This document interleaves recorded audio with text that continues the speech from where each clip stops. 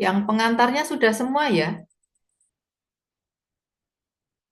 Halo? Bisa di komen sedikit? Yang ini sudah ya Mbak? Mbak Haifa? Bisa didengar suara saya? Bisa, Ibu. Ini sudah toh? Kegunaan juga sudah? Sudah, Ibu. Sudah. Oke, ini juga sudah toh? Sudah, Ibu. Nah, kita masuk ke faktor-faktor toh ya? Halo? Iya, Ibu. Oke, Betul, Ibu. jadi kita lanjut dengan faktor-faktor yang mempengaruhi sulfonasi. Oke, kita mulai dari yang pertama. Kalau kita belajar tentang reaksi-reaksi senyawa organik, berarti kita akan mengenal istilah apa? Kereaktifan zat yang berbeda-beda. Jadi kalau pertama yang berpengaruh adalah zat yang disulfonasi, reaktivitasnya beda-beda. Sekarang kita contohkan untuk senyawa benzen. Senyawa benzen. Kalau senyawa aromatik, substituen sangat berpengaruh kepada kereaktifan. Ya. Nah, silahkan nanti dibaca lagi di bagian depan. Kalau gugus alkil itu mempercepat sulfonasi. Ya. Kalau gugus nitro itu atau gugus halogen itu mempersulit. Nah, itu yang harus dipahami. Kemudian kalau rantai alkilnya lagi, ya. Kalau rantai alkilnya makin panjang, reaksinya juga makin susah, ya. Itu faktor tentang kereaktifan, ya. Nah, sekarang tentang zat yang mensulfonasi, ya. Zat yang mensulfonasi kan SO3 atau H2SO4. Nah, minggu lalu sudah saya sampaikan kalau pakai SO3 itu menguntungkan. Karena apa? Karena reaksinya searah, tidak bolak-balik. Jadi waktunya juga singkat. Namun ada hal yang perlu diperhatikan. Nah, SO3 itu menimbulkan panas yang besar, ya. Sehingga penghilangan panas harus sebaik-baiknya. Oke. Jadi tidak sekedar mengejar reaksinya cepat ya, ada hal-hal lain yang perlu diperhatikan. Yang kedua, kalau reaksinya fase cair,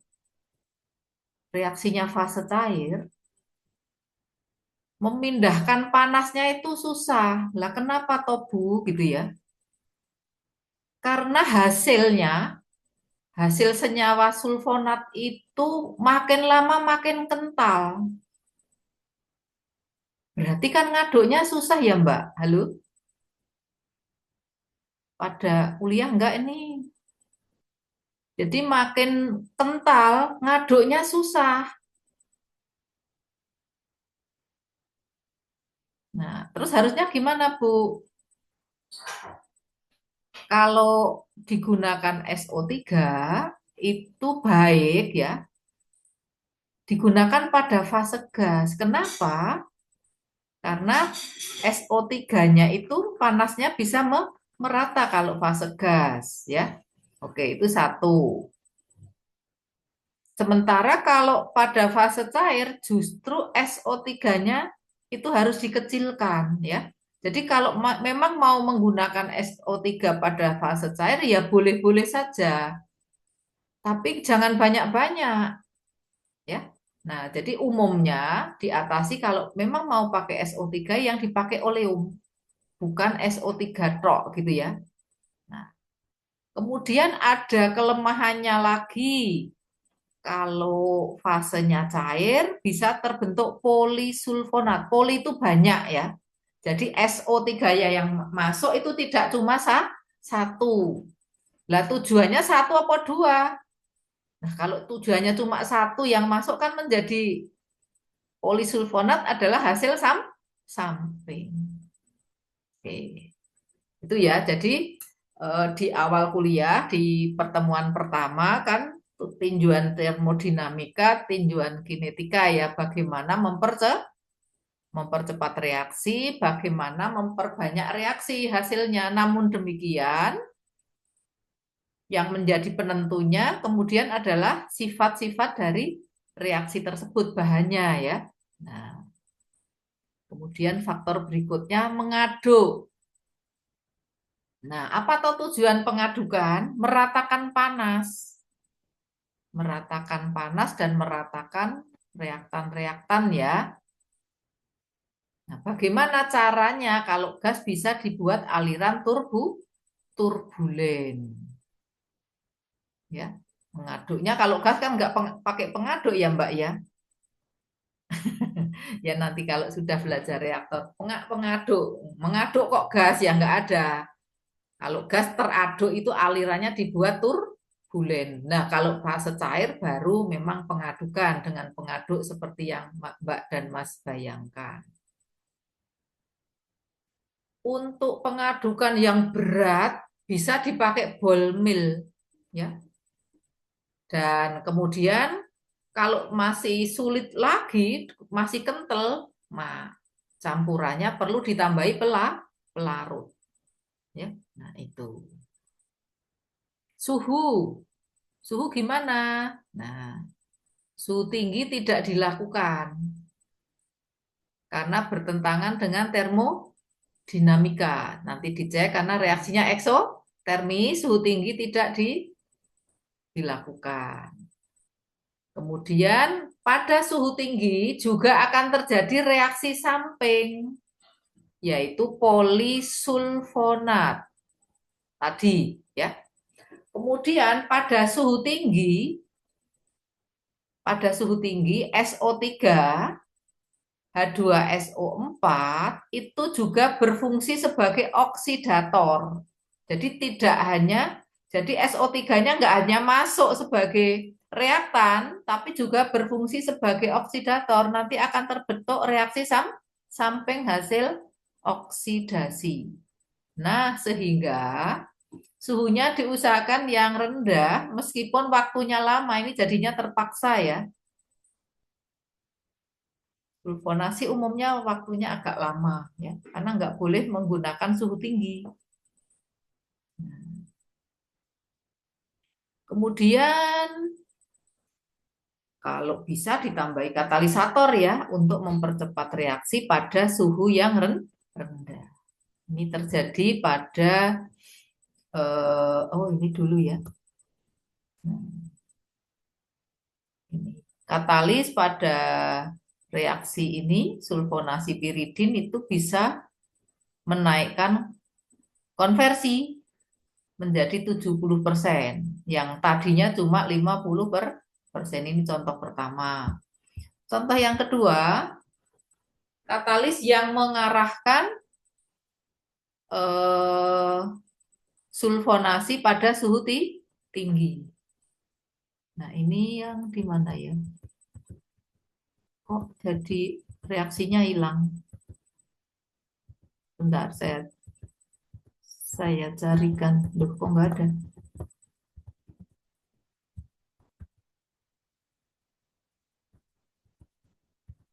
Ya dan nanti saja ya, karena kok malah tidak tertera di sini.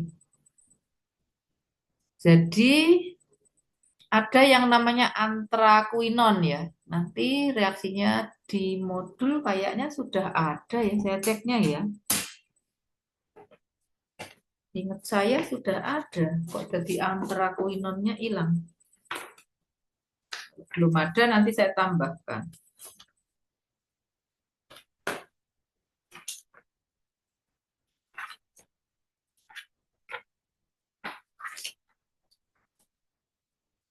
Oh, di modulnya sudah ada ya yang B ya. Silahkan lihat modulnya. Kok ini reaksinya kok jadi hilang ya di PPT saya. Jadi di modul itu sudah ada katalisator yang akan mengarahkan sulfonasi apa? Sulfonasi antrakuinon pada posisi beta ya. Karena yang diinginkan adalah posisi apa? Oke, masuknya pada posisi beta itu kalau tanpa katalis yang ada di PPT ya, di modul ya. Ini PPT-nya sudah ada kok jadi hilang. Saya berarti pakai PPT yang lebih lama ya. Nah, sementara yang diinginkan itu adalah pada posisi alfa ya. Jadi senyawa yang atas posisinya beta, senyawa yang bawah posisinya alfa. Silahkan dicek modulnya itu sudah ada reaksinya ya. Oke, seperti itu. Kemudian ada katalis yang berfungsi mengurangi reaksi samping. Nah, salah satu produk samping dari reaksi sulfonasi adalah terbentuknya sulfon. Ini perhatikan struktur sulfon ya, Mbak. Sulfon. Sulfon itu yang ini sulfon. Dua molekul aromatik disambung oleh satu gugus. Ini namanya sulfon. Ya.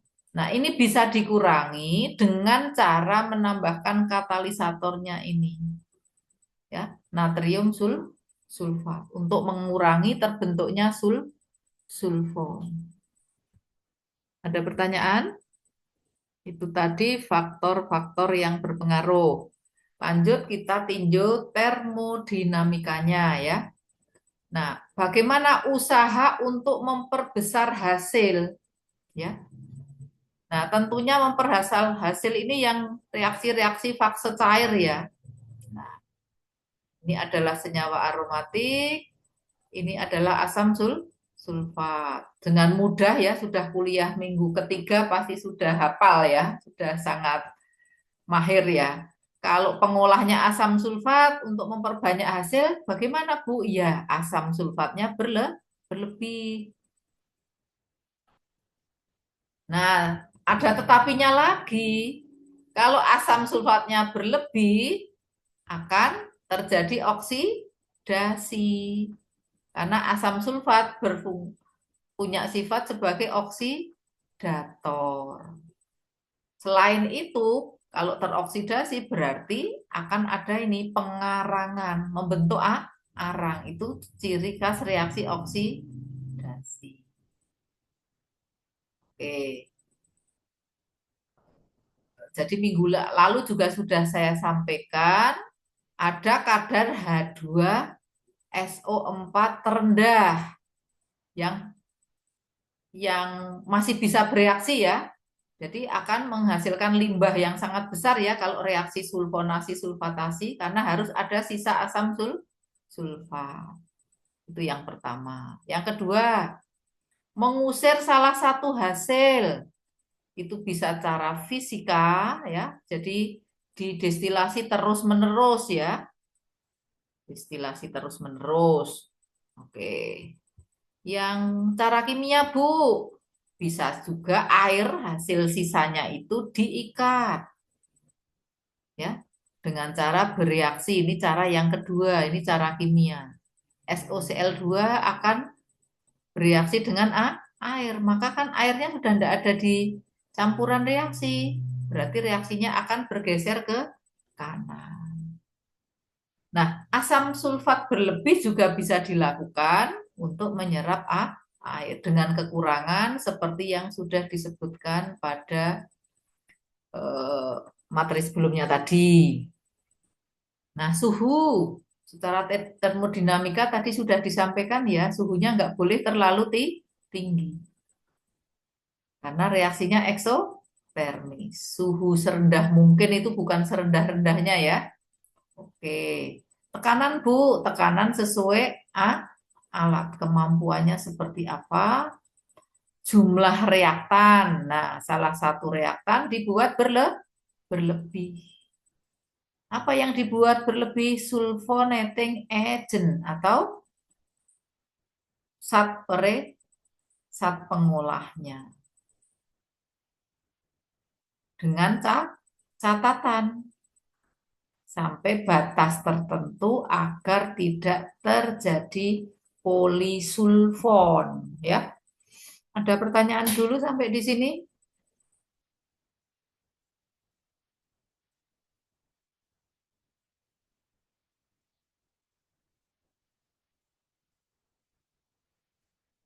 Ada pertanyaan? Belum ada, Bu. Belum ada ya, saya lanjut.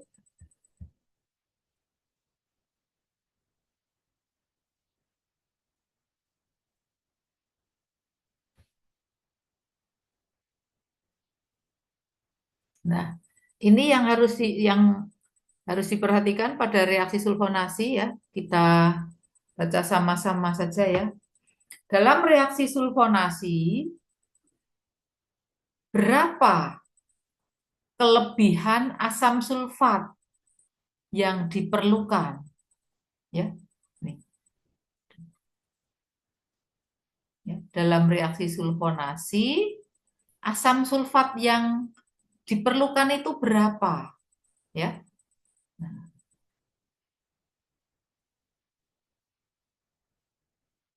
Nah, pada reaksi sulfonasi yang berkurang terus-menerus, SO3-nya bukan, Mbak? SO3-nya SO3 berkurang. Kemudian H2O-nya H2O-nya bisa tetap atau H2O-nya bertambah. Bertambah gimana, Bu? Lah ini tadi reaksinya kalau pakai asam sulfat menghasilkan air ini tadi. Ya. Kalau pakai asam sulfat menghasilkan air, kalau pakai SO3 tidak menghasilkan air. Kalau menghasilkan air berarti makin lama asam sulfatnya semakin encer. Halo, semakin encer, jelas? Nah, kalau semakin encer, kecepatan reaksinya makin berkurang. Halo, kecepatan reaksinya makin berkurang sampai suatu saat dia berhenti. Nah, itu yang agak khusus untuk reaksi sulfonasi. Ya, khusus reaksi sulfonasi. Nah, kecepatan reaksi makin berkurang, suatu saat berhenti. Nah, pada kadar SO3 berapa reaksinya berhenti itu harus dihitung, ada hitungannya ya. SO3 boleh, H2SO4 terendah berapa? Ya. Nah, tidak boleh lebih rendah dari angka tertentu. Tidak boleh lebih rendah dari angka tertentu. Seperti itu ya. Berapa nilai konsentrasi H2SO4 terendah itu tergantung dari senyawanya. Nanti memang parameternya akan dinyatakan Pi, tapi kita tidak ngitung Pi-nya dulu, tidak apa-apa. Tapi pada prinsipnya ada angka kadar H2SO4 terendah itu berapa gitu ya, agar reaksinya masih jalan. Nah, seperti itu nanti yang harus diperhatikan. Nanti kalau merancang reaksi sulfonasi, kalau mencari literatur, nanti akan ada, meskipun tidak terkatakan secara eksplisit, nanti akan terlihat reaktan sisanya kok banyak sekali gitu ya. Nah, itu artinya tidak bisa sampai nol ya. Kok sampai nol? Tidak bisa si asam sulfatnya itu sampai habis bereaksi gitu loh. Nah, ini contohnya. Ya, ini contohnya. Kalau mereaksikan nitrobenzen, kemudian direaksikan dengan asam sulfat, ternyata reaksinya berhenti pada kadar asam sulfat 100%. Loh, kok begitu, Bu? Ya, artinya nitrobenzen harus direaksikan dengan oleum, tidak bisa pakai larutan asam sulfat. Apakah jelas? Apakah jelas? Atau bingung? Ini loh, persen asam sulfat sisa loh ini ya, agar reaksinya jalan. Itu 100%. Naftalen misalnya, pada suhu 60, asam sulfat sisa 68,5%. Ya, berarti reaksi akan jalan kalau kadar asam sulfat di dalam larutan lebih besar dari 68,5%. Sampai di sini jelas, Mbak dan Mas? Mas Arya, jelas kan? Jelas, Bu. Jadi kalau dari sini kesimpulannya apa, Mbak Reina? Kalau kita mensulfonasi nitrobenzen harus pakai apa? Saya ulang, Mbak Reina. Diem aja. Ayo saya tanya yang lain. Ayu Andira, kalau kita mensulfonasi nitrobenzen harus pakai apa, Mbak? Dari data ini Oleum, Bu.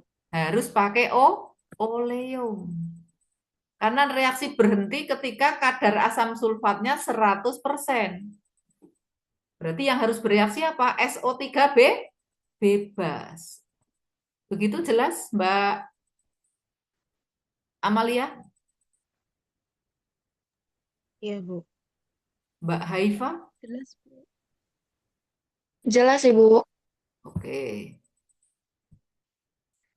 Nah, ini yang tadi ini sudah saya jelaskan ya. Ini kok mengulang ini kalimat ini, penambahan H2SO4 berlebih itu harus memperhatikan terjadinya polisulfonat. Tadi sudah reaksi samping yang tidak diinginkan, pengarangan ya.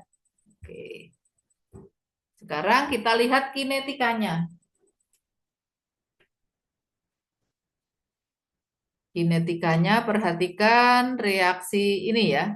Berarti R sama dengan K kali RH. RH itu adalah senyawa yang diolah dikalikan konsentrasi H2SO4 ya. Ini tadi sudah dibahas untuk mempercepat konsentrasi H2SO4-nya diperbesar ya. Kemudian sampai seberapa besar? Sampai pada saat reaksi sisa reaksi itu harus di atas angka reaksinya, jangan mogok gitu ya. Oke, jadi seperti itu tadi sudah dibahas yang nomor 2 dengan pengadukan ya, A-nya diperbesar dengan pengadukan. Suhu tadi sudah disampaikan di kajian termodinamika, suhu tinggi menyebabkan pengarangan ya. Jadi reaksinya memang harus diarahkan pada suhu rendah ya. Oke, ini silahkan. Nah, itu tentang kinetikanya. Sekarang kita akan belajar tentang pengolahan lanjut ya, tidak sekedar belajar termodinamika dan kinetikanya saja. Kita akan mempelajari juga tentang pengolahan lanjut.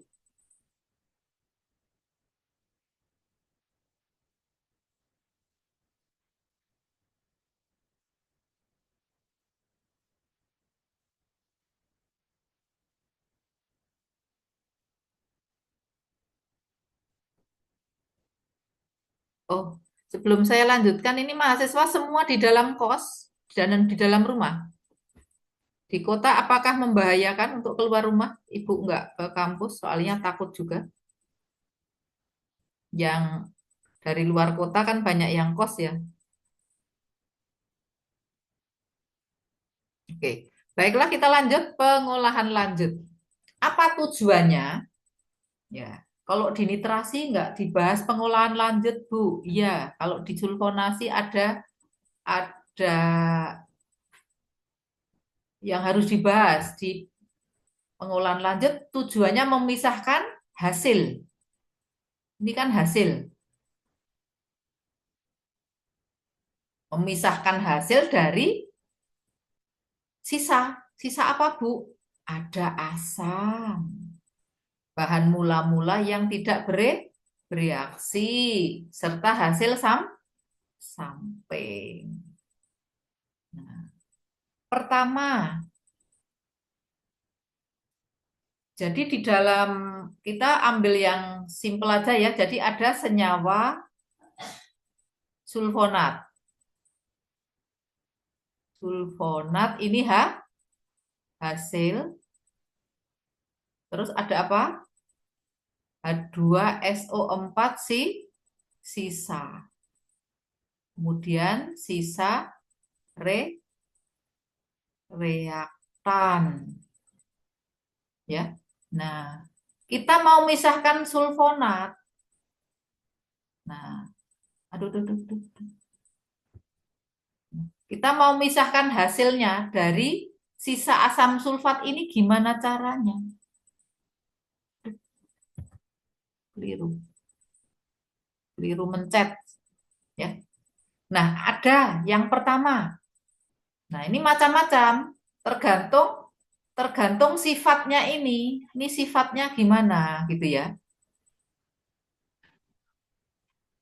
Nah, sifat yang pertama perhatikan. Sulfonat tidak larut dalam asam encer. Sulfonat tidak larut dalam asam sulfat encer. Tapi larut dalam asam sulfat pekat. Ya toh? Kan selalu disampaikan ya, sisanya itu asam sulfatnya masih pekat. Kalau begitu, diencerkan saja. Tambahkan air agar larutannya atau campurannya asam sulfatnya menjadi encer. Kalau sudah menjadi encer gimana, Mbak? Sulfonatnya akan tidak larut. Ya toh? Karena tidak larut dalam asam sulfat encer. Ya, menjadi tidak larut. Kalau tidak larut gimana, Bu? Lah, kalau tidak larut kan nanti bisa mengendap dan terpisah dari asam sulfat encer. Kemudian mengendap ya dipisahkan. Alatnya apa? Settler misalnya ya. Kalau sifatnya dia mengendap ke bawah, berat, itu nanti alatnya settler. Jadi nanti asam sulfatnya ada di atasnya, endapannya di bawah, bisa dikeluarkan dari bawah. Sampai di sini ada pertanyaan? Yang metode memisahkan hasilnya pakai pengenceran. Silahkan, Mbak. Kalau ada pertanyaan, dengan diencerkan hasilnya terpisah gitu loh ceritanya ini. Ada pertanyaan? Sudah jelas? Sudah Ibu. Sudah jelas. Nah, yang kedua,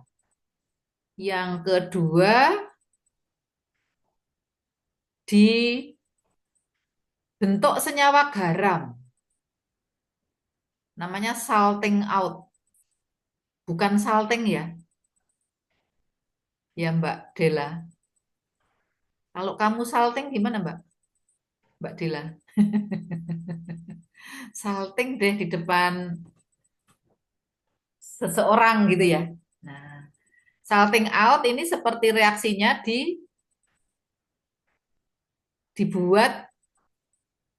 dibentuk menjadi senyawa garam. Perhatikan. Ini RSO3H direaksikan dengan NaCl. Ini menjadi garam. Garam ini nanti akan mengkristal dan sedikit larut dalam asam encer. Nah, berarti akan memadat ya. Saya kira ini sudah jelas.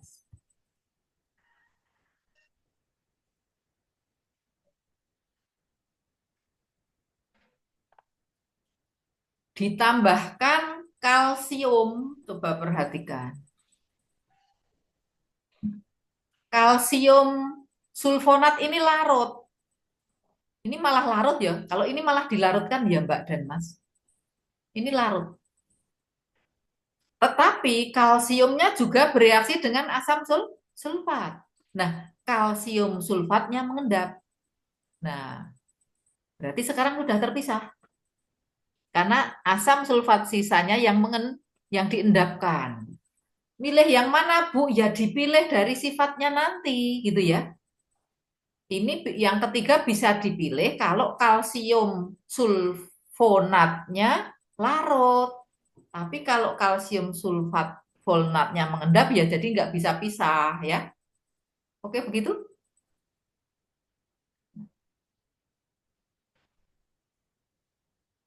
Kemudian contohnya adalah pada pembuatan penol, Mbak.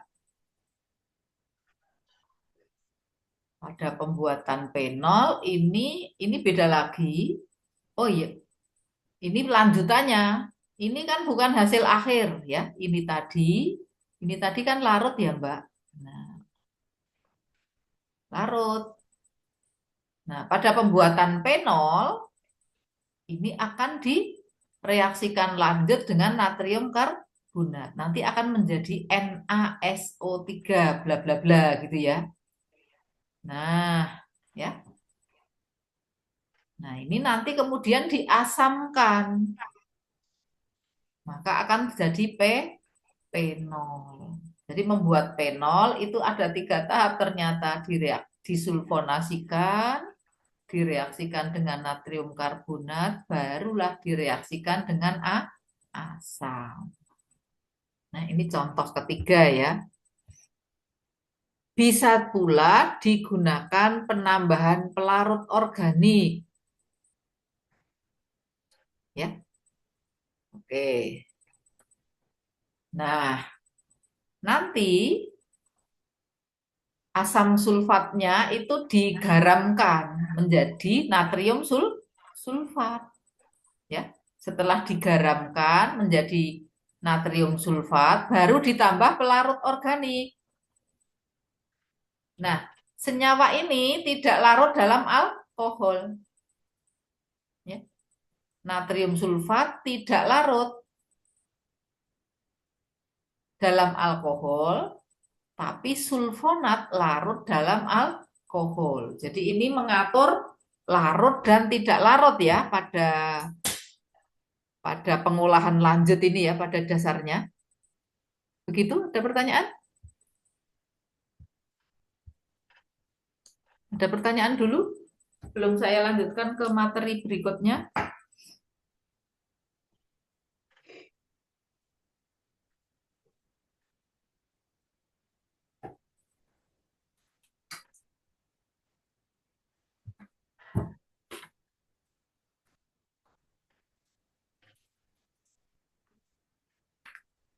Kalau tidak, kita lanjut ke desulfonasi ya.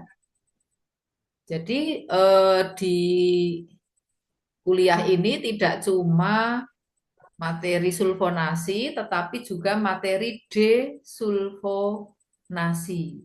Ya.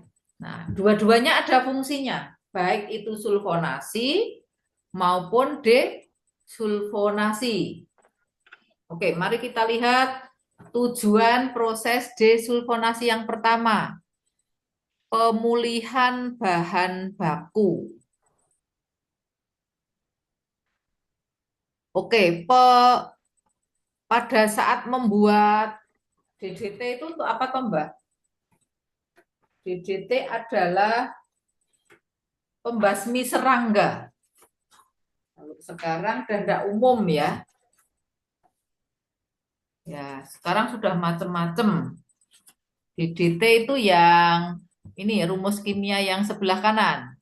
Dikloro ya itu DDT itu singkatan ya, dikloro, difenil, fenil itu ada 2 benzen ini, dikloro, difenil trikloretan ya, ini singkatan sebenarnya.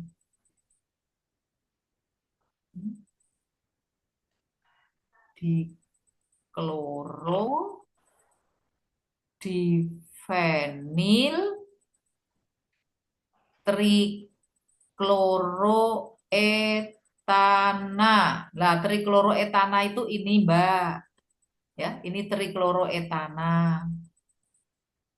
Ini dikloronya yang ini, ya. Ini yang dikloro. Difenil ini. Ini adalah difenil. Nah, dibuat dari apa toh senyawa ini? Senyawa ini dibuat dari klorbenzen, ya. Nah, nanti akan ada sisa. Ada sisa. Nah, sisanya apa toh, Bu? Coba perhatikan reaksinya. Perhatikan dulu reaksinya ya. Apa toh yang harus dipulihkan itu apa?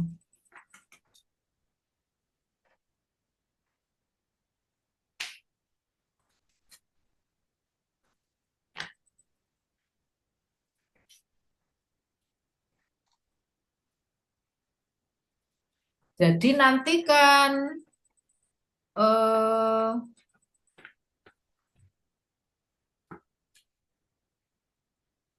perhatikan reaksinya kan ada ini ya, ada oleum. Nah, ini ada oleum. Nah, ini sebenarnya tidak bereaksi ya, sebagai katalisator aja. Nah, tetapi akan terjadi reaksi samping. Ini reaksi sampingnya. Ini reaksi samping.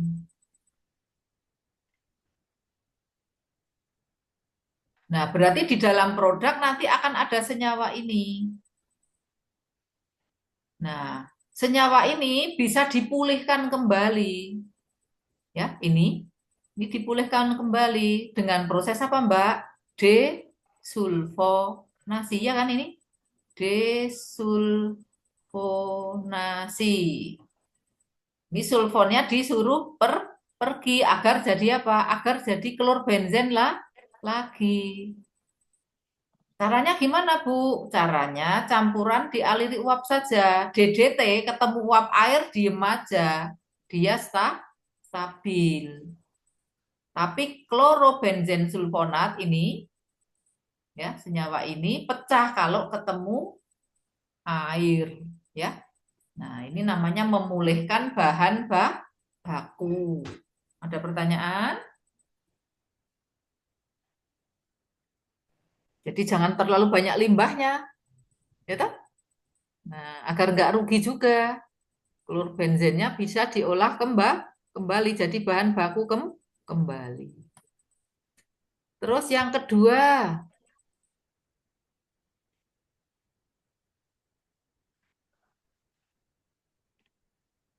nah di sini ceritanya apa di sini? Diinginkan produk orto. Orto itu yang ini, Mbak. Nah, ini kan bahan baku, ini toluen. Ini toluen ya. Toluen. Nah, yang diinginkan itu cuma ini.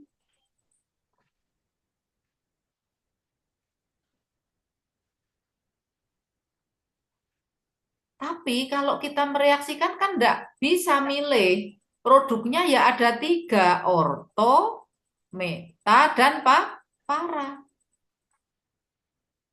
Nah, bagaimana agar paranya tidak terbentuk, Mbak? Metanya tidak terbentuk. Ini enggak mau, ini enggak mau. Saya hanya mau orto aja. Ya, ini orto aja yang diinginkan. Ini enggak mau, ini enggak mau, gitu ya. Nah, caranya dengan cara disulfonasi dulu si toluen. Hasilnya kan ortopara ini. Ya toh?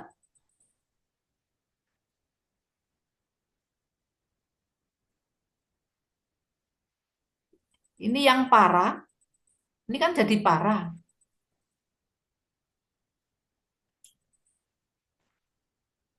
Nah, baru diklorinasi. Kan klornya di orto toh, Mbak? Orto. Nah, tapi kan belum selesai, Mbak. Wong mintanya aja nggak ada sulfonatnya, kan mintanya ini. Ya, ini yang diminta ini.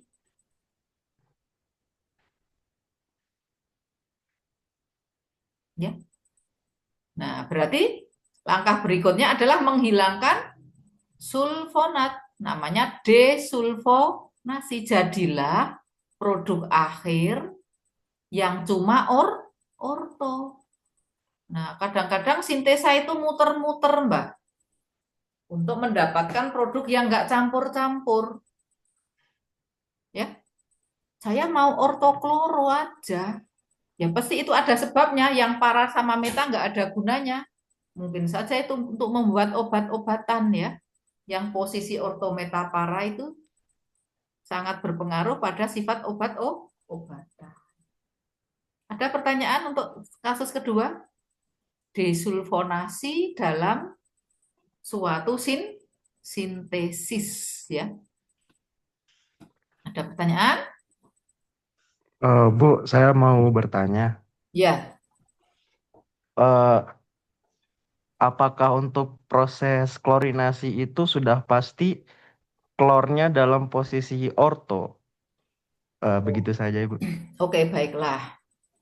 Maksudnya yang reaksi kedua toh? Yang ini toh? Maksudnya yang ini toh? Iya, Ibu. Nah, ini kan sudah posisi paranya kan sudah diblok oleh SO3. Ya toh? Ini sudah diduduki toh, yang tadinya diduduki oleh klor sudah ditutup oleh SO3. Berarti klor yang masuk pada posisi apa, Mas? Bisa dalam posisi orto atau meta berarti, Ibu. Orto. CH3 pengarah apa? CH3 pengarah or orto. Ya, nanti metanya menjadi sangat sedikit sekali. Karena di sini sudah ada SO3.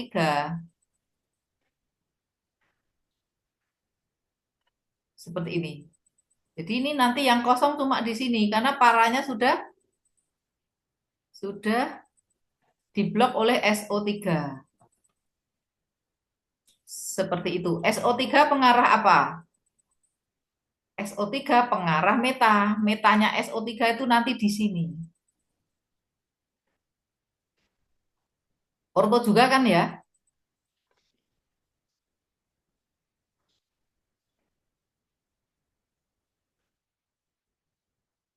Sudah jelas? Jelas, Ibu. Oke. Jadi seperti itu. Jadi sudah diblok posisi meta dan paranya sudah metanya kalah oleh pengaruh CH3. Yang ketiga memisahkan isomer ya. Nah, perhatikan sulfonasi naftalen itu akan menghasilkan alfa dan beta. Ini beta ya. Ini posisi beta, kalau ini posisi alfa. Yang dibutuhkan di industri itu yang posisi beta. Ini yang diinginkan. Nah, padahal kalau reaksi kimia nggak bisa dipilih ya. Hasilnya dua-duanya, baik beta maupun alfa. Nah, untungnya loh ini, tapi ini untungnya. Untungnya si beta naftalen sulfonat itu tidak mau bereaksi dengan air. Sementara yang alfa mau bereaksi membentuk naftalen lagi. Dengan demikian ini dua dua pekerjaan sekali kerja, dua hasil sekali kerja. Yang satu menghilangkan pengotor, yang kedua mengembalikan ke bahan baku. Jelas? Ya. Ya, kalau ini mesti dibaca, kita ya nggak tahu toh. Kok kenapa yang alfa kok bereaksi dengan air, yang beta tidak? Ini kan sifat bahan ya. Nah, ini sebenarnya sudah pernah saya jelaskan, yang keempat sudah pernah saya jelaskan di pertemuan sebelumnya ya. Untuk apa, Mbak? Memurnikan bahan bakar. Ya. Jadi ini dua tujuan ya, bisa untuk memurnikan, bisa pula untuk analisis. Ya, kalau bahan bakar itu mengandung alkena, ya harus dimurnikan, ya harus dimurnikan dengan cara direaksikan dengan asam sulfat. Nah, nanti minggu lalu sudah saya jelaskan, senyawa ini larut dalam air. Nanti bisa dipisahkan dari alkana yang tidak larut dalam air. Itu untuk pemurnian.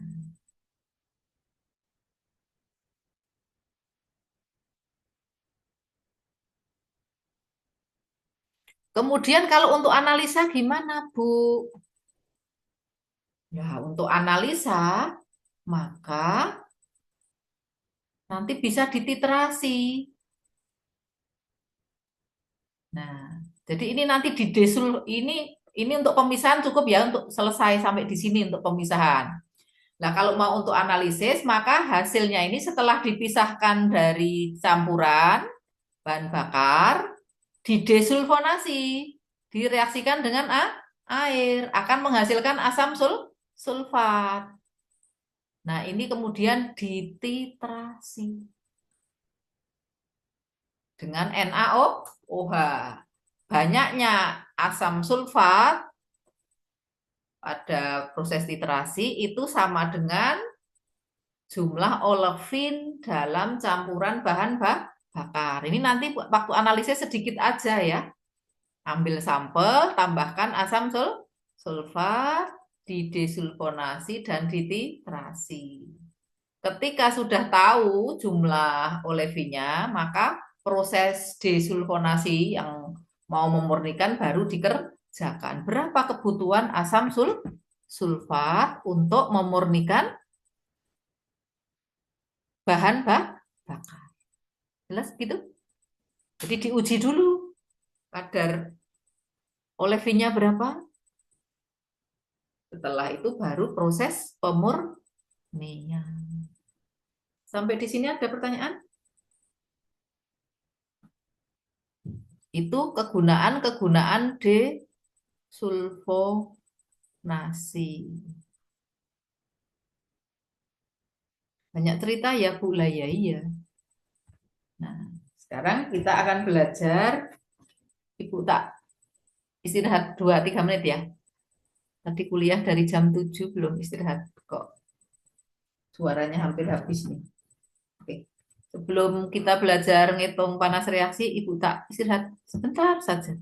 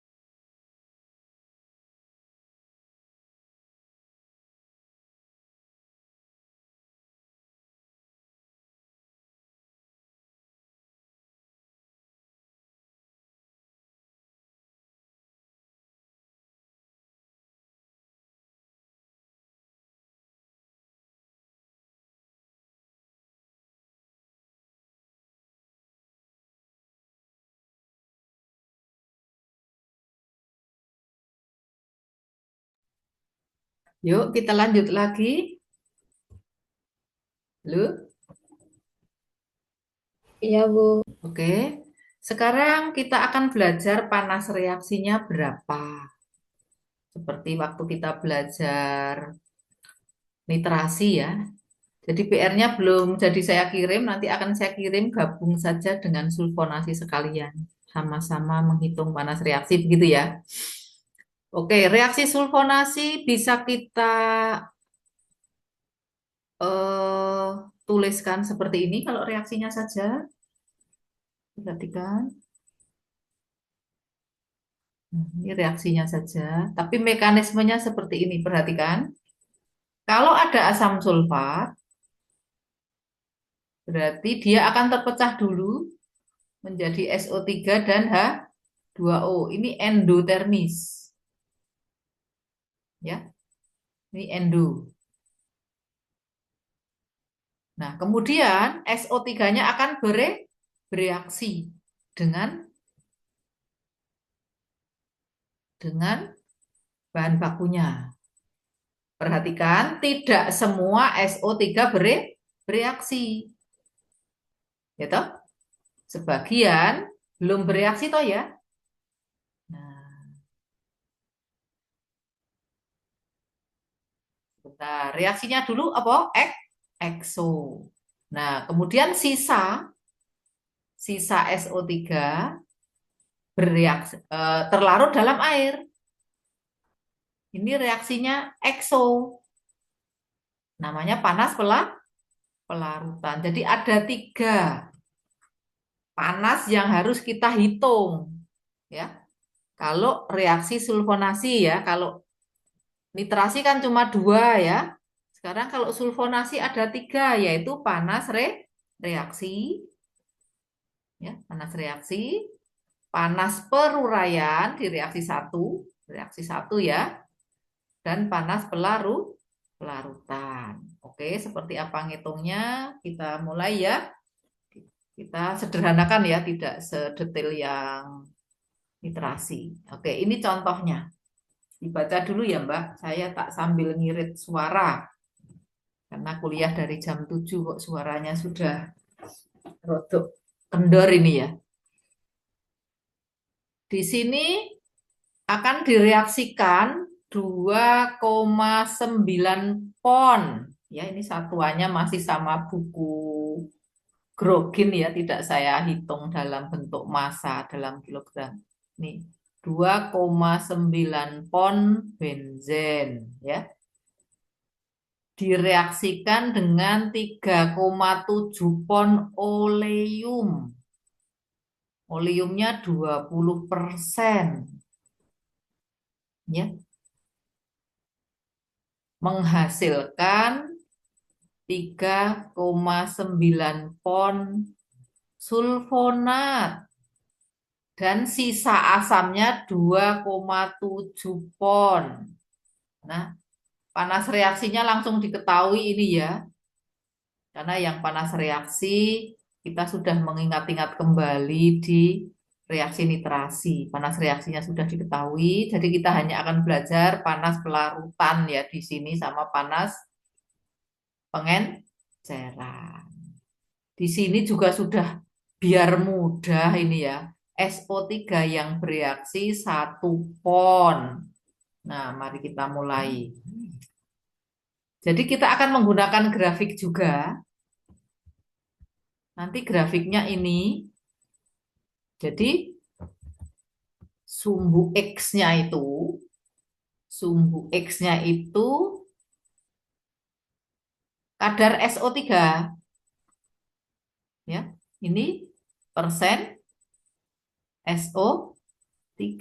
Di sini panas yang dibebaskan. Nah, kalau panas, jadi bisa positif atau negatif ya. Tadi kalau peruraian itu endo, kalau pengenceran itu ekso, ya. Nah, tinggal nanti seperti itu aja. Jadi grafiknya cuma 1. Nah, kita balik ke atas ya. Sebelum reaksi, kita akan menghitung kadar SO3. Nah, oleum 20% itu artinya apa?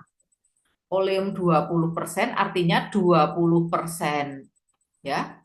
Jadi oleum 20% itu artinya larutan yang terdiri dari 20% SO3 dan 80% H2SO4. Gitu ya, jelas ya? Ini sudah jelas. Nah, berarti sekarang kita akan ngitung kalau oleum 20% itu kadar SO3-nya berapa toh? SO3 total. Berarti kita akan ngitung SO3-nya 20%. Kemudian kita akan ngitung SO3 yang dalam ini asam sulfat ini gitu ya. Nah, ini ngitungnya gini 0,8 toh 80%.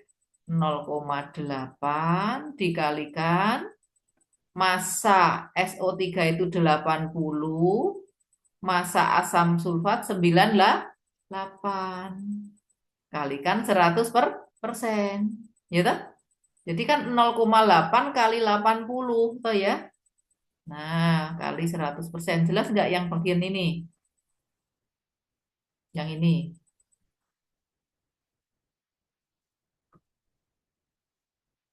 Berarti yang 80/98 itu MR-nya ya, Bu? Iya, SO3 MR. Ini MR-nya SO3, ini MR-nya H2SO4. Ini persenannya. 80%. Betul? Jadi nanti SO3-nya nggak ada 80% ya, Mbak? Coba kamu hitung yang bagian ini, Mbak, semuanya. Ini berapa persen? 0,8 dikalikan 80/98. 65,3 toh? Sudah ketemu? Sudah Ibu, 65,3. Oke, jadi oleum 20% itu setara dengan kadar SO3. SO3-nya total ini ya, total itu 85,3. Jadi SO3 bebas maupun SO3 yang terikat oleh air dalam bentuk senyawa H2SO4. Apakah jelas? Halo, apakah jelas? Jelas dulu apa belum? Kita akan ngitung kadar SO3 total. Halo, Mbak Ayu sudah jelas belum? Jelas belum? Mbak Dinda? Mbak Dinda ada enggak orangnya? Mana wajahmu? Mbak Dinda kok sekarang jadi hilang? Tak suruh memperlihatkan wajah, kok jadi enggak ada? Nanti Mbak Dinda. Oh, malah keluar dari Hadir Zoom. Ibu. Halo? Hadir Ibu. Mana? Ini Ibu.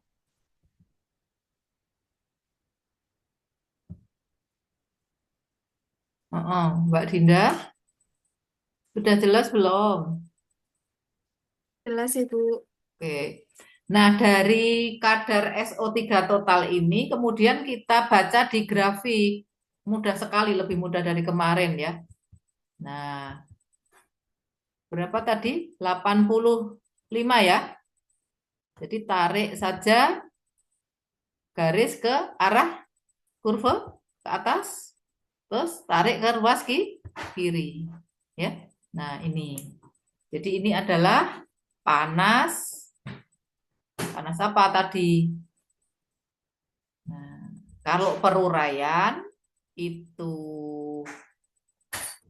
endo, kalau panas pengenceran itu ekso. Jelaskah? Mari kita lihat ya berapa tadi. Jadi sebelum reaksi ada panas peruraian. Ya, nih SO3 mula-mula jumlahnya ini SO3 mula-mula kan 3,71 pon. Oleumnya kan 3,71 pon. Cuma kadarnya cuma 85,3%. Jadi SO3 mula-mula jumlahnya total 3,164 pon. Panas peruraian per molnya adalah 604. Nilainya positif ya, peruraian membutuhkan panas. Ini adalah total panas peruraian. Sampai di sini, apakah sudah jelas? Mbak Haifa, sudah jelas belum? Sudah, Ibu. Yang lain? Bu, Ya, silahkan kalau mau ada pertanyaan. Siapa yang tanya? Mbak Dila, sudah jelas? Arya Aulia, sudah, Bu. hah? Ada yang mau tanya?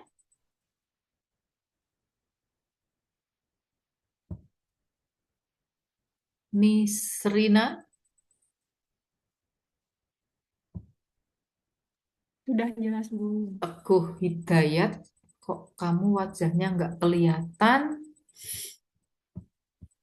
Nah, itu sebelum ya dicatat dulu. Itu sebelum ya dicatat dulu.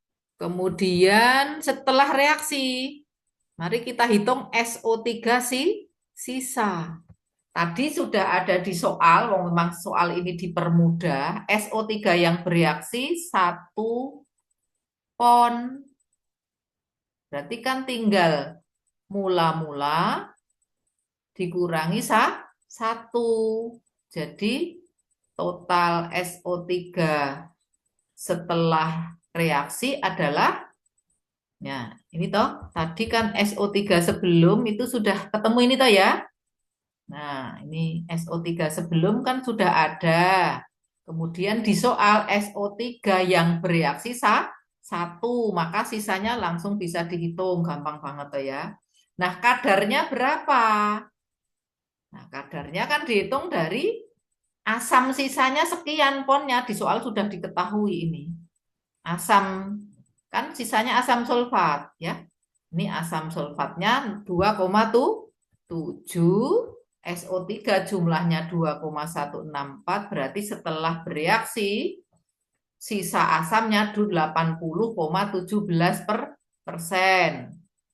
Nah, seperti yang sudah saya sampaikan, sisa asamnya harus besar ya, agar reaksi tetap jalan. Maka ini kembali mengalami pengenceran, kita akan hitung panas pengenceran. Nah, pakai grafik ya, cuma ini tadi saya kok nggak gambar ya yang kedua. Bisa kalian gambar sekarang ya, 81 ya. Gambar langsung sekarang aja ya. Pakai nih, berapa tadi Mbak? 81? 80 kok 81? 80,17 Ibu. 81,1 itu kan di sini ya. 80,1 kan di sini, mepet aja sini toh ya. Maaf kalau tidak teliti, ini hanya sekedar mau gambar aja, terus ditarik ke ruas kiri. Ini nggak bisa lurus saya ya di sini. Nah, jadi berapa itu? Hampir 700 ya. Nah, saya ngitungnya berapa ya tadi? Di PPT. Nah, ya 710. Nah, angkanya dikasih angka minus sekarang karena dia panas pengenceran. Panas pengenceran itu eksotermis, jadi ini ada angkanya. Kalau di grafik nggak ada minusnya ya Mbak, itu yang berbeda dengan grafik kemarin. Nah, berarti total pelarutannya adalah molnya dikalikan panas pelarutan per mol 2,164. Ini sudah ada ya, dikalikan minus. Nah, ini berarti panas yang ditimbulkan seluruhnya ini panas reaksi, ya. Ini panas peru peruraian, ini delta H pengenceran, ini totalnya. Nah, jangan lupa nanti kalau skripsi topiknya adalah sulfonasi pakai asam sulfat. Cara menghitung panas totalnya seperti ini. Jadi jangan cuma panas reaksi. Ya. Ada pertanyaan Mbak dan Mas sampai di sini?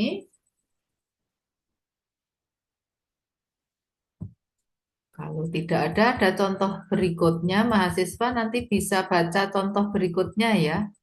Nah, nanti bisa dibaca. Kalau tidak jelas bisa ditanyakan pada saya di pertemuan mendatang. Oke. Jadi sulfonasinya saya anggap selesai. Nanti akan saya kirimkan tugas untuk nitrasi dan sulfonasi sekaligus. Nah, setelah ini kita akan masuk ke bab baru, yaitu halogenasi dulu. Halogenasi ya urutannya, atau apa dulu? Halogenasi seingat saya. Betul, Ibu, halogenasi. Nah, oke.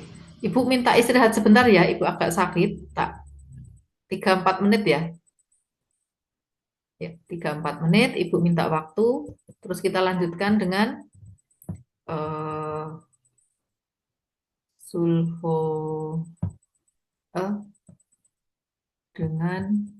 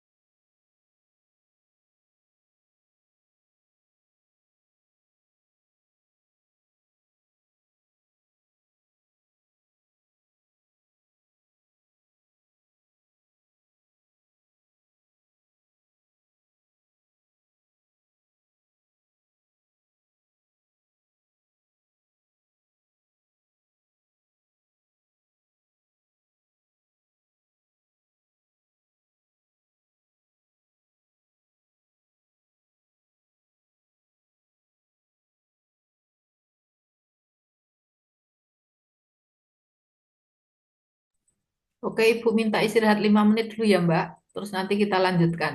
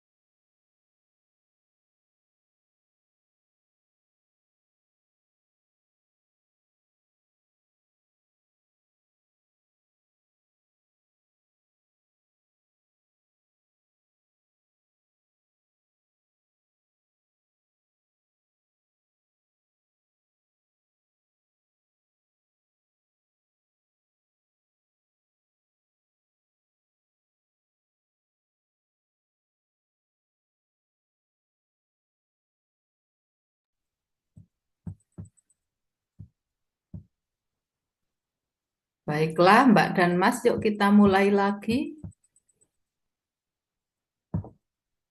Halo, sudah bisa dimulai lagi yuk. Bangun, bangun.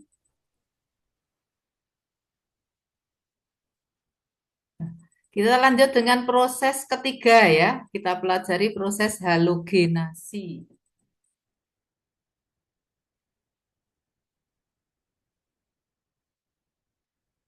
Oke, baiklah yang untuk reaksi-reaksi nanti agak saya percepat saja ya. Mahasiswa nanti bisa membaca sendiri agak cepat ya.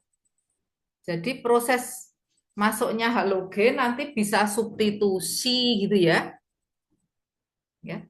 Tolong dibaca ya, ini saya permintaan saya. Nanti saya kuliahnya saya selesaikan agak cepat.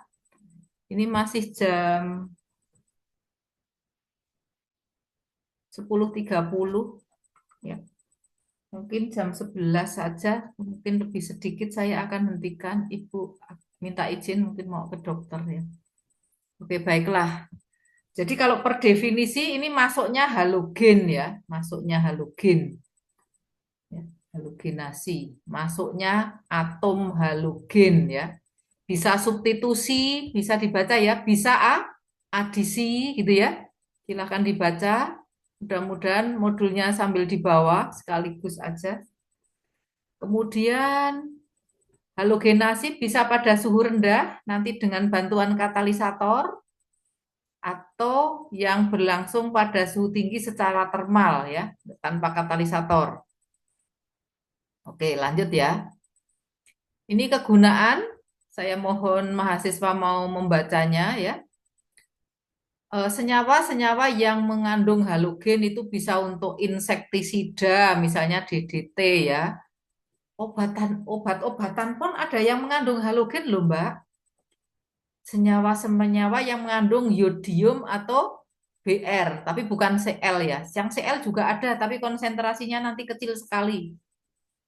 Nanti kalau bisa dibaca salah satu jenis obat bla bla bla klor gitu juga ada, tapi kecil banget konsentrasinya. Yang banyak itu yod, ya, yod dan brom, ya, itu banyak obat-obatan.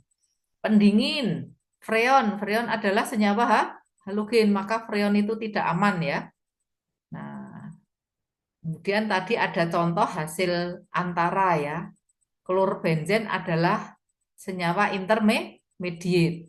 Senyawa akhirnya adalah DDT. Tadi sudah dijelaskan pada saat sulfonasi. Lanjut ya Mbak Mas. Nah, sekarang pengolahnya itu apa? Pengolahnya macam-macam ya Mbak dan Mas. Ada golongan halogen murni ini ya. Cl2, Br2, I2 gitu ya. F2 gitu ya. Atau asam-asamnya. Nah, F, HCl, HBr, HI gitu ya. Atau senyawa hipo, NaOCl, natrium hipoklorid. Nah, ada hipo ya kalau di sini. Atau kalau yang ini CaOCl 2 kali itu kaporit ini ya. Nah, ini kan kaporit. Nah, atau senyawa-senyawa nomor 5 ini. Tionil klorida. Ini khusus-khusus ya, sulfuril klorida, PCl5, PCl3. Dari sekian banyak yang paling banyak digunakan itu ini Cl2. Kalau golongan 1 itu Cl2, golongan 2, golongan asam itu HCl dan HF.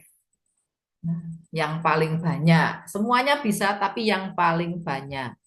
Mengapa Cl banyak? Ya, kecuali obat-obatan ya. Obat-obatan kan memang memasukkan yodium ya. Tapi kalau di industri kimia secara umum, yang paling banyak dimasukkan itu Cl. Ya, kalau di industri kimia. Tapi di industri obat-obatan ya I gitu ya. Nah, mari kita lihat satu persatu. Nah, ini seperti sudah saya sampaikan, nanti kan urutannya selalu senyawa apa saja yang bisa dihalogenasi. Alkana. Ya, bisa substitusi, bisa Kalau alkana pasti substitusi tok ya, Mbak. Mau tahu? Nggak mungkin yang lain tuh ya. Nah, kalau olefin bisa dua macam, bisa adisi, bisa substitusi. Kalau pada suhu rendah itu adisi, gitu ya. Ciri-ciri khasnya ya. Alkohol, silahkan nanti dibaca ya Mbak dan Masnya, senyawa aromatik yang punya nilai cabang ya. Sulfonasi bisa pada inti benzen, nih, atau pada rantai cabangnya. Nah, silahkan nanti dibaca. Kalau pada suhu rendah itu di inti benzen, suhu tinggi di rantainya. Naftalen, antraquinon, tolong silahkan dibaca ya. Oke. Lanjut ke termodinamikanya. Nah, berbeda kalau nitrasi, sulfonasi, kita itu berhitung-hitung mekanisme karena niatannya mau mempercepat. Tapi halogenasi ini agak beda. Halogenasi itu sangat eksotermis, Mbak dan Mas. Coba sambil dibaca ya. Halogenasi itu sangat eksotermis, malah nanti harus dikurangi ini kecepatannya. Yang fluorinasi ini malah mengerikan, nanti bisa meledak ya. Klorinasi juga masih sangat eksotermis. Brominasi sudah lebih lambat, eksotermis juga. Kalau iodinasi itu satu-satunya yang endo ya. Nah, sedikit cerita saja. Pada saat saya skripsi kuliah saya dulu di tingkat S1, saya harus melakukan reaksi pakai BR. Kok nggak pakai Cl pula ya meledak. Alatnya nggak punya ya. Pakai brominasi saja eksotermisnya itu masih sangat mengerikan. Mungkin sebagai gambaran ya, waktu itu saya hanya punya bahan baku setelah bekerja hampir 3 bulan itu, karena bahan baku saya harus saya buat dulu dari mereaksikan, memisahkan gitu ya. Saya hanya punya 3 mililiter bahan baku yang sudah saya murnikan. Hasil saya menangis 3 bulan ya, memisahkan ya, memisahkan apa? Memisahkan bahan baku saya gitu ya. Dari ya kalau dari 100 mili saya hanya punya 3 mili pun tidak murni 100% ya, mungkin 97-an ke atas. Kemudian saya reaksikan dengan BR2. Nah, bahan bakunya saya dinginkan itu, kemampuan saya waktu itu kan mendinginkannya di luar tabung reaksi kan air sama es sama garam, sekitar minus 15 kalau nggak salah ya. Kemudian saya reaksikan dengan BR2 yang sudah saya larutkan, biar apa? Biar encer. Saya larutkan dengan CCl4 waktu itu ya.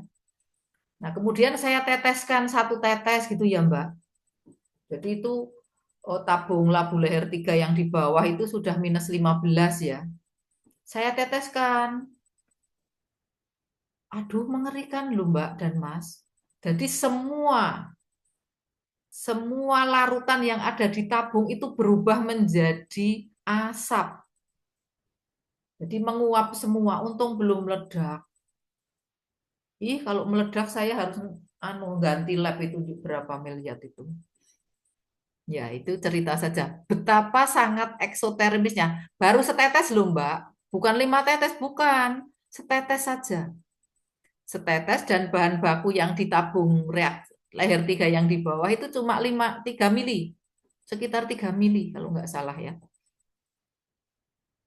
Bayangkan kalau saya punyanya 100 mili, mungkin betul-betul meledak itu si labu leher 3. Untungnya tidak meledak. Saya pucat pasi ya.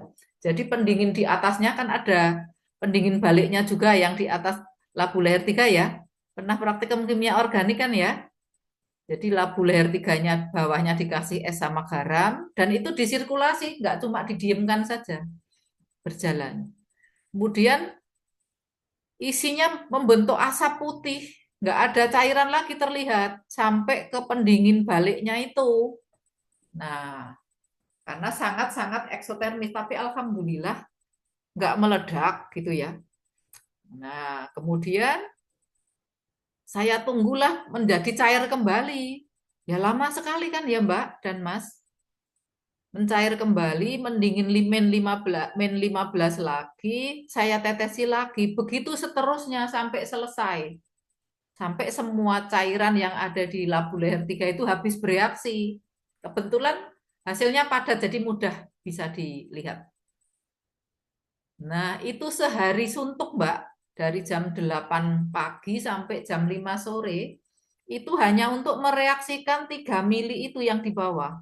Yang di atas ya kira-kira sampai labunya habis karena pertetes dan diencerkan. Nah, itulah kira-kira sangat eksoterismisnya reaksi halogenasi. Itu baru BR. Kalau CL, Bu, hanya meledak tenan. Labu leher 3 saya gitu ya. Apalagi kalau fluor sudah terbakar itu ya. Nah, itu cerita saja ya. Bayangkan saya itu bisa mengerjakan manual hanya 3 mili ya. 3 mili sudah saya dinginkan -15 pun seperti itu. Berarti panas yang harus diambil untuk reaksi halogenasi ini sangat besar. Kira-kira bisa dimengerti? Ya.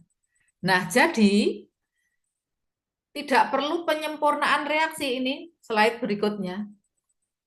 Fluorinasi, klorinasi, brominasi, semua sudah sangat sempurna reaksinya. Tidak perlu penyempurnaan. Bahkan, karena tadi saya ceritakan, panasnya sangat hebat, reaksinya ini dibatasi. Yang saya ceritakan kan pakai BR2 ya, yang sudah urutannya itu sudah ini tadi, sudah nggak ada kata sangat ya, nggak udah nggak ada kata sangat aja itu masih sangat ya kalau kita bekerja ya. Nah, seperti itu. Jadi kalau yang dinitrasi, sulfonasi itu ada apa?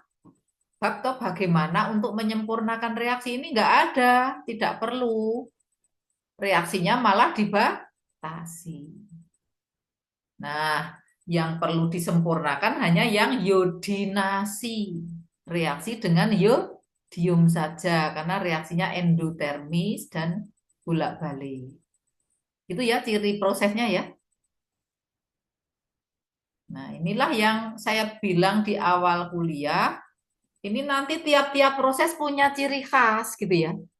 Kalau nggak pernah dibaca ya tidak pernah mengerti. Ya, oke.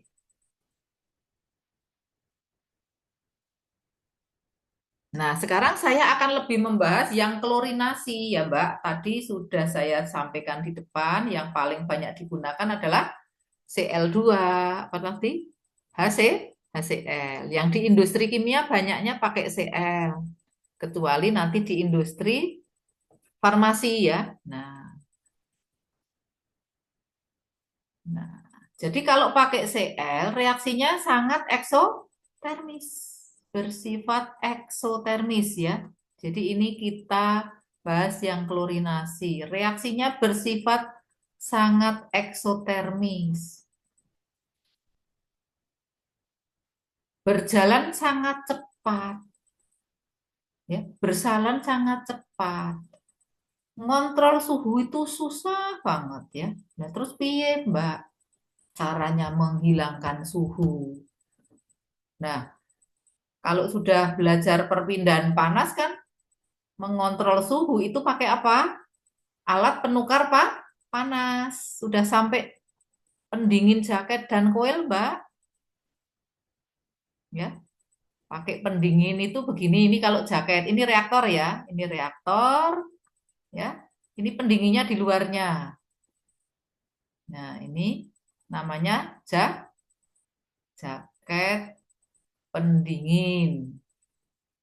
Ya, tapi kalau panasnya besar, didinginkan dari luar kan tidak mampu. Nanti akan didinginkan di dalam. Ini berisi pendingin yang masuk keluar ya. Ini namanya koil pendingin. Ya, jadi dengan kedua metode ini tidak mampu, ya. Jadi tidak mampu. menyerap apa? Menyerap panas reaksi. Berarti masih harus ditambahi itu bagaimana caranya menghilangkan panas. Ini kan namanya penghilangan panas tidak langsung ya Mbak dan Mas. Karena apa? Tidak langsung kenapa? Karena ada dindingnya tuh ya. Nah, antara pendingin dan yang didinginkan tidak berkontak langsung. Nah, menghilangkan panas pada proses halogenasi, pendinginnya ada Bu, ada, tetap ada, tapi masih harus dengan yang lain. Nah, ini dia. Sambil dibaca modulnya ya. Panasnya diserap langsung. Jadi berkontak langsung ya Mbak. Nanti reaktannya salah satunya dibuat berlebih. Siapa yang berlebih? Umumnya adalah hidrokarbonnya. Nah, misalnya ya RH plus Cl2 ya. Kalau stoikiometri kan 1:1. Ini nanti dilebihkan misalnya 9:1. Maka hidrokarbon yang tidak bereaksi itu berfungsi menyerap panas hasil reaksi ya. Sisa bahan menyerap panas. Ada pertanyaan sampai di sini? Jadi kan berkontak langsung. Kalau ada satu bereaksi masih 8. Yang 8 mol berfungsi menyerap panas. Atau bisa ditambahkan gas inet. Nah, ini secara ekonomi katanya mahal gitu ya. Tuh. Langkah kedua atau cara kedua adalah dengan cara membatasi kesempurnaan reaksi. Caranya Bu, ya ini tadi kalau 9:1 itu kan enggak mungkin toh si RH bereaksi semua. Nah, yang kedua membatasinya adalah reaksinya sesingkat mungkin. Memang sengaja dibuat tidak bereaksi semua. Karena yang mau dikendalikan adalah panas. Agar tidak sampai terjadi peledakan. Kemudian yang ketiga memilih bereaksi yang tidak terlalu aktif. Ya, oke. Jadi memilih. Nah, ini adalah contoh kasusnya ya. Saya akan kasih contoh kasus 1, kemudian nanti ya, ini C3H8 direaksikan dengan Cl2. Nah, ini sangat eksotermis. Nah, ada 2 cara, yaitu dengan cara salah satunya berlebih. Yang mau dilebihkan yang mana? Nah, ini. Yang mau dilebihkan siapa? Cl-nya atau ininya? Ataukah alkananya? Kalau yang dilebihkan Cl itu berbahaya. Karena Cl adalah karsinogen, beracun gitu ya. Kalau ada sedikit saja kebocoran reaktor, yang keluar adalah halogen, sangat membahayakan lingkungan dan manusia di sekitarnya. Kalau begitu lebih untung dilebihkan apa? Ya dilebihkan alkananya, dilebihkan propan dalam kasus ini ya. Seperti itu. Ini grafiknya. Perhatikan. Ini grafiknya. Perhatikan ya semuanya di layar atau di modul. Ini adalah persentase propan yang bereaksi. Ini ya. Persentase disappearance propan. Persentase menghilangnya propan. Yang ke kanan adalah rasio Cl2 versus C3H8. Perhatikan ya. Daerah yang di dalam ini ya di dalam ini adalah ini. Baru 10% bereaksi saja, perhatikan. Baru 10% bereaksi saja di sini. Itu sudah masuk daerah inflammation, sudah terbakar. Ya, berapapun rasionya, kalau sudah lebih 10 ini sudah terbakar. Di sini sudah terbakar. Di atas 10 sudah terjadi kebakaran. Bahkan di atas 50 terjadi peledakan. Maka jangan disetting konversinya di atas 10. Nanti konversi halogenasi itu di bawah 10 semua. Tadi di depan kan membatasi kesempurnaan reaksi. Seperti itu, Mbak. Ada pertanyaan? Nah, selain itu, rasio berpengaruh.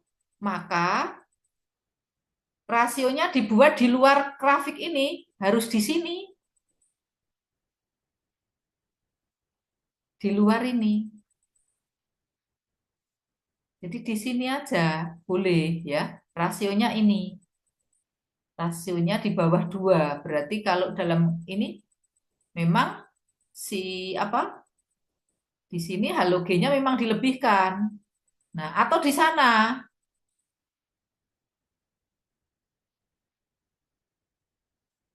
Ya. Seperti itu. Inilah mengerikannya proses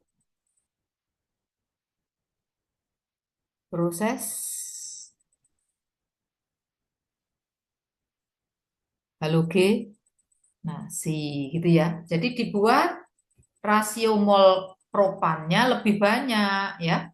Dan konversinya dibuat sekecil mungkin agar di luar kurva ini. Agar di luar kurva peledakan ini ya. Agar di luar ini ya. Nah, ada pertanyaan sampai di sini?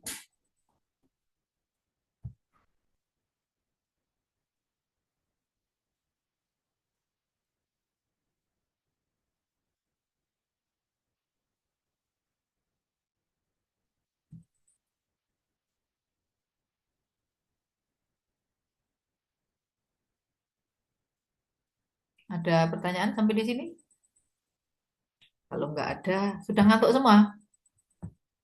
Sudah pada tidur? Oh, jangan tidur dong. Nah, kalau begitu,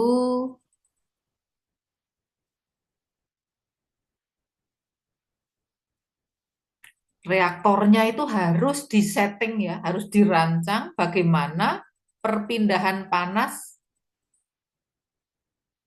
itu sangat bagus.